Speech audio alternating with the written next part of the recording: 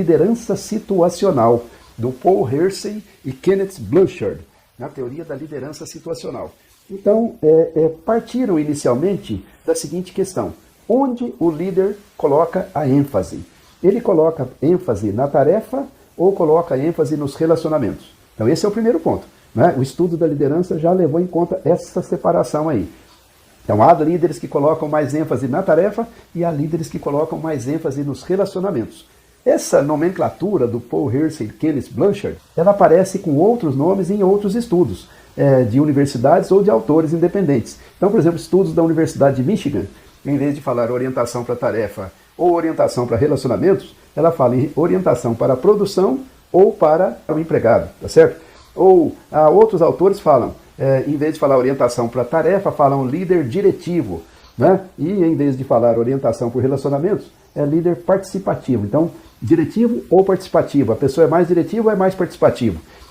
Ainda outros estudos, por exemplo, da Ohio State University, fala líder, em vez de falar líder orientado para a tarefa, ele é orientado para a estruturação formal do trabalho, né? Ele está no comando ali e ele estrutura formalmente o trabalho. Ou orientação por consideração do ser humano, né? Do liderado. Então, essa teoria da liderança situacional diz basicamente o seguinte: o comportamento eficaz do líder varia de acordo com a situação. Então, nós precisamos ver qual é a situação para depois verificar qual é o comportamento mais adequado.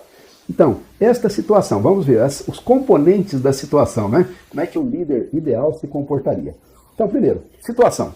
O chefe dos bombeiros, quando está decidindo a festa de fim de ano com os seus liderados, ele pode ter um tipo de comportamento. Mas se soar o alarme e houver um fogo a ser apagado, ele tem que mudar o comportamento imediatamente. Ele não pode manter o mesmo comportamento nas duas circunstâncias. Na primeira circunstância, a festa de fim de ano, ele pode ser mais participativo, ele pode ser um líder, vai voltar para o relacionamento, etc. Deve, né?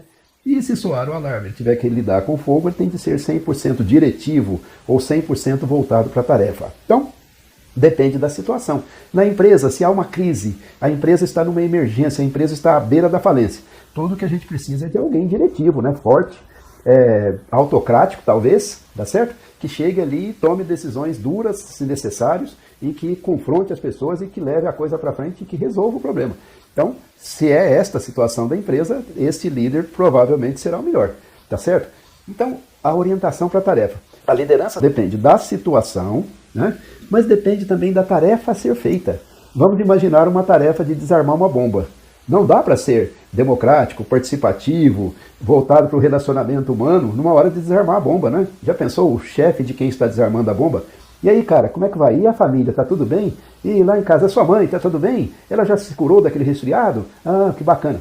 Não há tempo para isso, né? Então depende da tarefa ser feita, tá certo? Há tarefas que precisam de um grau de estruturação muito maior, né? O piloto do avião não pode, enfim, tem que seguir o figurino ali bonitinho.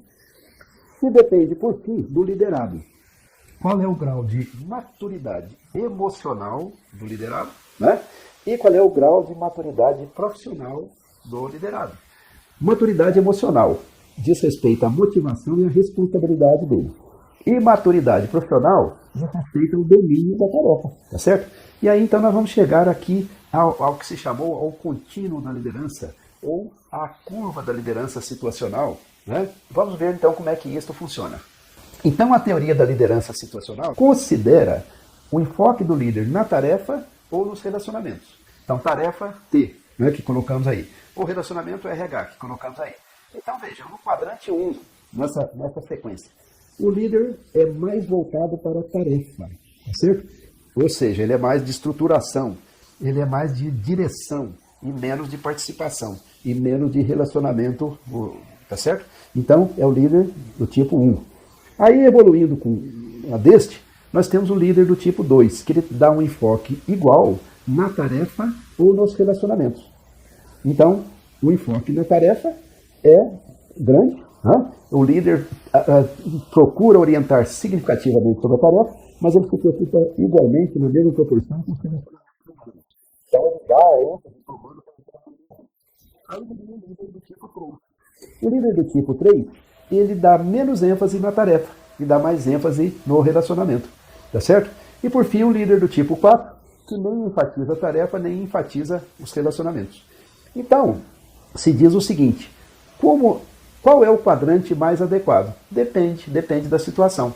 Por exemplo, se o subordinado está iniciando na empresa, começando as atividades, então a gente precisa ser um pouco mais diretivo porque ele não sabe das coisas ainda, né? E tem um processo ali de conhecimento mútuo, etc. Agora, à medida que ele vai crescendo em maturidade e conhecimento da tarefa, e maturidade emocional também, a gente vai delegando mais e mais, tá certo? E vai cuidando só dos relacionamentos. E chega num ponto em que a pessoa é tão independente, ela é tão qualificada que ela não precisa nem mesmo de relacionamento humano com o líder, digamos assim. O líder pode deixar a pessoa com um grau de independência máximo e ela trabalhar sozinha. Cada um desses quadrantes poderá ser importante para uma liderança eficaz, dependendo da situação. Por exemplo, o pessoal do chão de fábrica, às vezes menos qualificado, precisa de mais direcionamento. Isso aí é sabido, né? À medida que o indivíduo vai crescendo intelectualmente, emocionalmente, do ponto de vista do desempenho, né, aí as coisas mudam um pouco, tá certo? Então, ou um subordinado que tem baixa responsabilidade, que a maturidade emocional dele não é adequada. Não adianta a gente ser democrático, não adianta a gente ficar se preocupando com o relacionamento humano com ele. Tem que ser muito mais diretivo, porque ele é uma pessoa que não está respondendo moralmente como deve do ponto de vista do exercício da função, tá certo? Então, enquanto ele não se enquadra, não tem jeito, tem que ser diretivo com ele, tem que dar enfoque total na tarefa. Quando é que é uma situação em que eu posso delegar totalmente, esquecer a função? Suponha que eu seja um administrador e que eu seja chefe de laboratórios. Nos laboratórios trabalham vários cientistas. Eu procuro não perturbar os cientistas. Eu passo longe deles, eles não querem nem socialização, nem contato, nem preocupação com o lado humano e tampouco querem orientação para a tarefa que às vezes eu não tenho nem condição de dar, né? Tá certo? Quem está no comando não tem nenhuma condição de orientar a tarefa daqueles cientistas. Então deixe eles trabalharem à vontade. Então, a liderança, ela tem de ser flexível. A liderança é flexível. E ela tem que se preocupar com o crescimento das pessoas nesse contínuo da liderança. Fazer com que a evolução da pessoa vai fazer com que o trabalho seja menos de dirigir e mais de dar apoio, sustentar as relações e, enfim, de lidar com o fator humano. Então, essa abordagem teve um imenso sucesso, principalmente por causa da sua praticidade, e ela também, no meio acadêmico, ela despertou muito interesse e gerou vários outros estudos a partir daí. Então, um ponto importante, ela não trata pessoas desiguais como se fossem iguais. Nós não podemos tratar de maneira igual aquela pessoa que não tem responsabilidade daquela pessoa que tem. Aquela pessoa que não tem motivação não pode ser tratada de maneira igual à pessoa que é bem motivada. Então, essa abordagem aí diz o seguinte, então, trate cada um conforme o seu grau de maturidade. Esta abordagem ela é flexível, ela adapta à conduta das pessoas, do meio e da situação, tá certo? Então essa flexibilidade ajuda muito.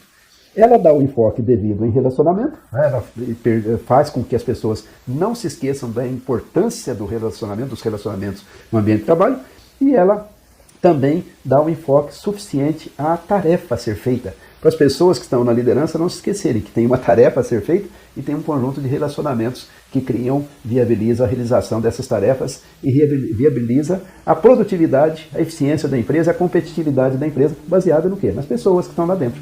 Então, teoria da liderança situacional, teve grande divulgação no mundo inteiro, inclusive no Brasil, lá a partir do fim da década de 1970, e é uma teoria bastante prática, bastante aderente à realidade, e por isso teve o seu grande sucesso no mundo acadêmico e no mundo da prática da gestão.